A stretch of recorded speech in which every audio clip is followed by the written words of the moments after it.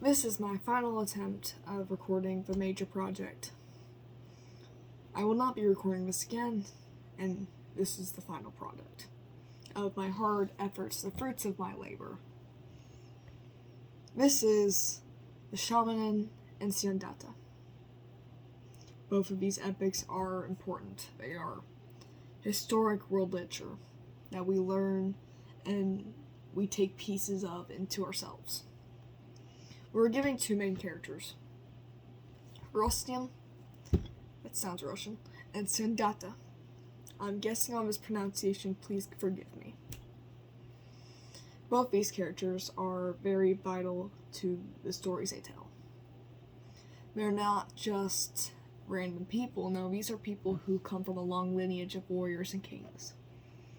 From the day they are born, they have an expectation set on their back and a precedent they must commit to.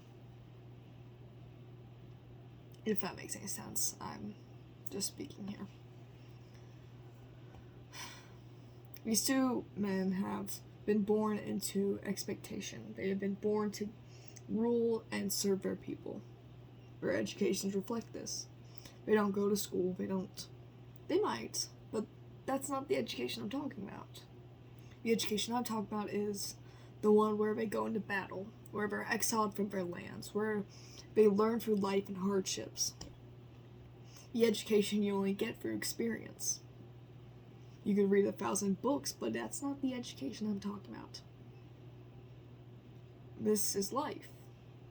And this is the life I'm talking about. I'm talking about how their lives, what they went through, made these men who they are today, or who they were in that period of time. In their respective epics, Rostium and Siandata were influential men. They went through things that today would seem insane to us, or not. It depends on where you come from. Rostium is a warrior. He comes from a long lineage of warriors. His father before him was. He's born into this legacy of serving and protecting. And his whole life is built around that. About protecting those who need him, serving them, being there for his people. He, through his life, learns values of courage, of intelligence, of patience and resilience. Notable figures that teach him that are his father, Zal, a warrior who's been through battles, who's been through hardships, is now teaching his son the same. Their educations are formed around suffrage and sacrifice and what it means to serve and be a leader people can rely on. Siandata is quite the same, but different. He doesn't learn through battle and just from that alone. He learns through exile, where he's banished from his homelands and is forced to navigate world differently.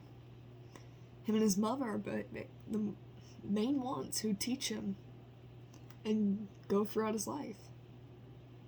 Siandata's education is built through war, battle, exile, and forced to move, from being forced to leave his lands and learn from that. About the greatness that will come to him later. The forced patience he must endure. Because right now he's in this part-time, he's exiled. He can't go back to his homelands. And their educations, while very similar because they're both warriors, kings, and have a duty to people and serve, they are different, and they learn a lot of varying things. Like how to be reliable, how to be smart and wise, how to be moral and ethical in their decisions, how to fight, how to be a leader. That's their education. It's not sitting in front of a book in a library with a scholar teaching you. It's for life and experiences. And I think that's very notable for them and very important. And I find that really fascinating, because when we think about education and these stories, we don't really look into them much, not anymore anyways, because we don't need to.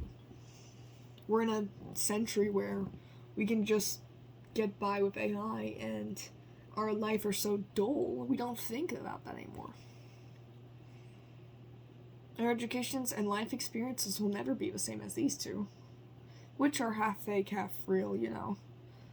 It's a 10th century, it's probably before Jesus. I didn't actually look up the timeline if that's true. Probably made up in some aspects, you know. Take a little, don't fully believe kind of thing, kind of deal. But besides that, they're fascinating in their own ways of how these two men are forced to learn, forced to go through battles, hardships, and yet, even though they lived in two very different cultures and very different timelines, I believe, they both learn the same way, sort of. They both go through battles, wars, experiences that we couldn't do today, and they're both learning the same thing in very similar ways. Though these two would never have crossed paths. It's honestly interesting how, even if we're in different cultures, we can overlap. Because we all have our stories about kings. We could probably look at the Crusades, or Egyptian times, or Jesus. Jesus is technically one of these people. He wasn't just a regular man. Even in different cultures, we have someone like this. I think that's fascinating. And there's different things we can learn from these, like resilience and courage. There's just a lot. This project's actually been really interesting, because, one, you don't really think when you're doing these anymore. You don't have to. But when you do, you learn life lessons. And some are more influential than others. Like, for me, Sundiata was the most influential. Patience. About even when he was even when he had what was owned to him taken away and forced away when he was exiled from his own kingdom, how he had to be patient and resilient, because he was destined for greatness. He'll get back there. Takes a few years, but he knew what he's worth. Even if it took some pushing and shoving. There's many lessons you can learn. Patience, resilience, wisdom, how to be a leader. Mostly how to be a leader. This one's very much on leadership. But it's very interesting.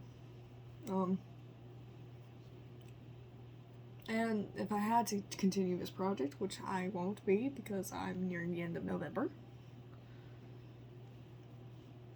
I'd probably look more into Sundiata and his history, or Rustem, and see how much historical overlaps there are. Because I know Sundiata has some historical overlaps, I do know that.